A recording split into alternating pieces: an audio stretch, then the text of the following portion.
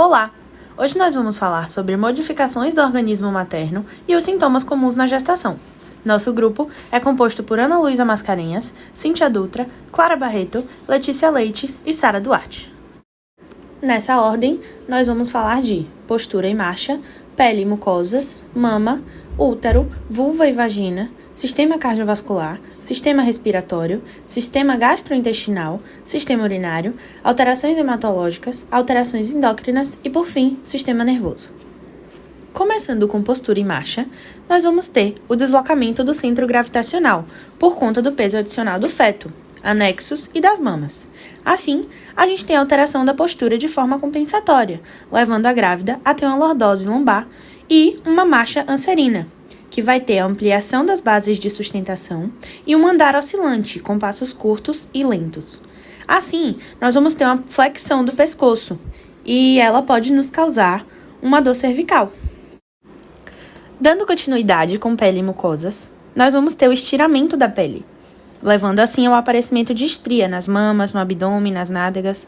Além disso, nós podemos ter a hiperpigmentação, podendo levar a linha Alban ou linha Nigran, além da hiperpigmentação na vulva e nas areolas mamárias. Na face e no pescoço, nós podemos ter os cloasmas gravídicos ou melasmas. Podemos observar também o aumento da vascularização da pele, o que pode levar a grávida a ter eritema palmar ou telangiectasias. Dando continuidade com mamas, nós vamos ter o aumento do seu volume e da sua rigidez. Esse aumento pode acontecer a partir da 5ª ou da 6ª semana, e elas podem se tornar mais dolorosas e túrgidas. Além disso, nós vamos ter o aumento da sua sensibilidade. Teremos também o aumento da sua circulação venosa, formando a conhecida rede de Harle, que são aqueles vasinhos que ficam visíveis na mama. Teremos também o aumento da pigmentação, principalmente nos mamilos e nas auréolas, que é conhecido como sinal de Hunter. E nós vamos ter o aparecimento dos tubérculos de Montgomery, que é a hipertrofia das glândulas sebáceas. Partindo agora para o útero, vamos começar falando do corpo uterino. Ele vai ter um amolecimento. Além disso, ele pode ter um aumento assimétrico, também chamado de sinal de Piscasek. Nós temos também a mudança da sua forma piriforme para globoso, também conhecido como sinal de Nobile-Banding. E ele vai se tornar abdominal após a 12ª semana de gestação. Nós vamos ter também as conhecidas contrações de treinamento, que são aquelas falsas contrações, chamadas também de Braxton Hicks. Falando agora sobre o colo do útero, a gente vai ter um aumento da sua vascularização local e vai ter um aumento também da sua vasodilatação venosa. E isso vai deixar ele com a coloração arroxeada. Além disso, a gente vai ter uma consistência amolecida e também o seu epitélio colunar, ele vai ficar com a ectocervice friável e sangrante. Falando agora sobre vulva e vagina, a gente vai ter uma hipertrofia dos músculos lisos da vagina e aí ela vai passar a ter uma consistência amolecida. Essa consistência amolecida é por conta do afrouxamento do tecido conjuntivo. Além disso, a gente vai ter um aumento da vascularização, também chamado de sinal de Osiander. E por conta desse aumento, a gente consegue perceber a pulsação das artérias vaginais. E consequente a essa vascularização, a gente vai ter uma tonalidade arroxeada, que a depender da localização recebe o nome de um sinal. O sinal de Jack-Meyer, ou sinal de Chadwick, é quando a vulva e o meato urinário ficam na tonalidade arroxeada. O sinal de Clange é quando a vagina fica com a coloração arroxeada. Além disso, a queixa de muitas grávidas é o corrimento acentuado durante a gravidez, que também é uma coisa normal. Falando agora sobre o sistema cardiovascular, a gente trouxe 6 pontos importantes. O primeiro deles é o aumento do volume sanguíneo, entre 30% a 50%, já que agora essa grávida precisa manter não só ela, como a placenta e o feto. Além disso, a gente vai ter o aumento da pressão venosa nos membros inferiores, e uma compressão parcial da veia cava pelo útero e um aumento da resistência do fluxo sanguíneo de retorno. Com isso, a frequência cardíaca em repouso da grávida pode aumentar a cerca de 10 batimentos por minuto.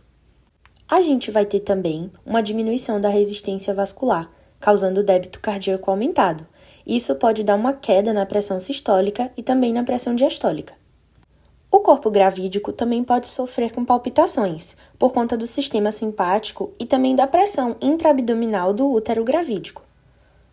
A gente pode ter também a síndrome da hipotensão supina, que é quando ocorre a compressão da veia cava inferior pelo útero gravídico.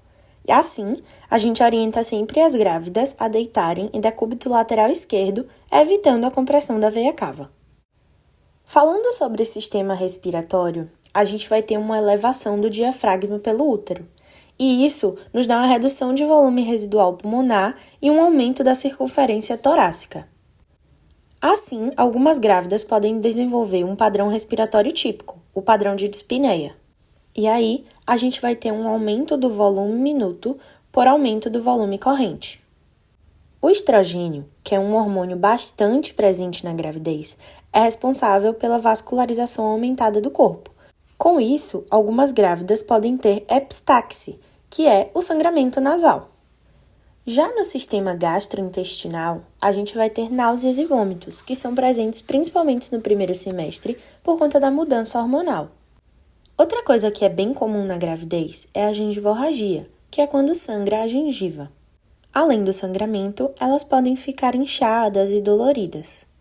A progesterona, que é outro hormônio presente no corpo gravídico, é responsável pela diminuição do peristaltismo. Com isso, a grávida pode ter retardo do esvaziamento gástrico e do trânsito intestinal, causando náuseas e constipação. Por conta desse retardo do esvaziamento gástrico, a gente vai ter uma hipotonia e uma hipoatividade da vesícula biliar. Outro sintoma muito comum na gravidez é a pirose, que é popularmente conhecida como azia. Com a progressão da gestação, o útero desloca o intestino e o estômago, prejudicando a digestão e agravando a pirose. Por conta desse trânsito lento, nós podemos ter as hemorroidas. Já no sistema urinário, nós vamos ter o aumento da taxa de filtração glomerular, além da dilatação pielocalicial renal, que é o aumento da porção interna do rim. Outro ponto é a estase da urina no sistema coletor. A grávida, ela não consegue esvaziar totalmente a bexiga, deixando sempre uma urina residual. Por isso, o corpo gravídico tem mais predisposição à infecção do trato urinário. E assim, os obstetras devem sempre fazer uma busca ativa de infecção do trato urinário na gravidez. Elas podem ter também a polaciúria, que é a vontade frequente de ir no banheiro, mas em pequenas quantidades. Ela é mais comum no primeiro e terceiro trimestres.